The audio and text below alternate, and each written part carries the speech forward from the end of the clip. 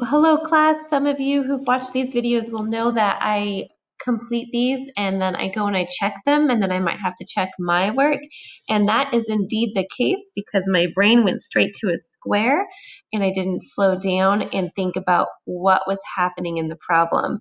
So great job. Some of you may have said, if you've already checked your feedbacks, I started grading them and I'm looking at them and I'm reading them and I'm like, man, this is, what am I started to see more of your answers than my answers. And I was like, let me check this. So great job, everybody. Thank you for helping me. Remember, mistakes help us learn. Math is not something to memorize, but it is something to slow down and think about, including myself, which is why we teachers have answer keys, is because we make mistakes. So I apologize for that. Great job, all of you who did it correctly. And for the ones who I said, oh, this is how you do it, I apologize. Here's a visual of what was going on in my mind. So Mr. Jones and Mr. Evansby, the first part it's just exponents, right? Mr. Jones would be 6 squared, and then the next one would be 10 squared. So we find their area of their gardens. That's 36 square yards, and that's still 100 square yards. That's still fine, okay? The next thing is part C.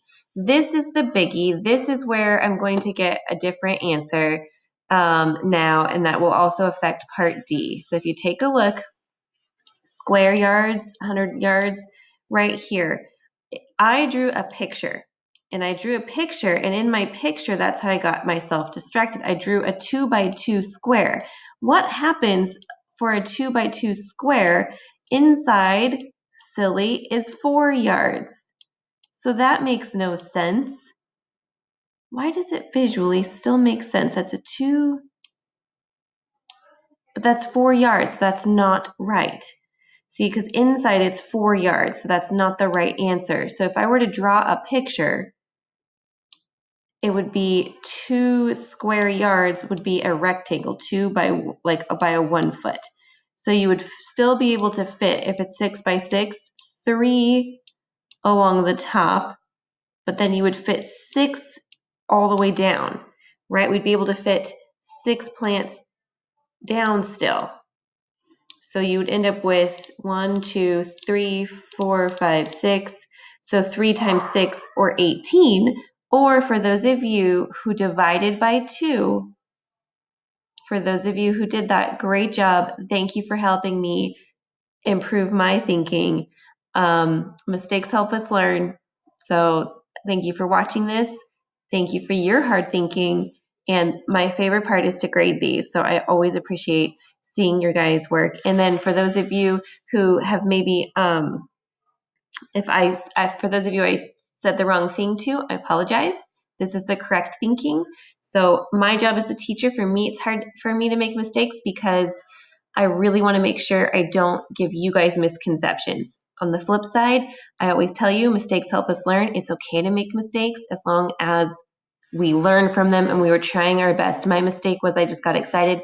I didn't go and check my work amongst all of us, all the teachers that work together to check it to make sure that I didn't have misconceptions and jump in there. But that was my biggie right there. I went to this visual 2 times 2, a 2 by 2. I went to 2 by 2, and that's not right. So anyway, very, very cool. Very good. For each garden. So then you'd find 18 plants, and here's the finals. You would multiply them, and here would be your final answers. Thanks for watching. You guys are awesome. If I have time, I'll do it, but let's take a look. This one, he would have 18. Mr. Jones would have 18. Mr. Evansby would have 50 plants in the garden. And then you would multiply them. So they're each by $4.99. So 5 times 18 is 90. And then minus 18 cents. So $89.82. 5 times 50 would be 250 minus 50 cents, right? Because that's that 99 cents. So $249.50.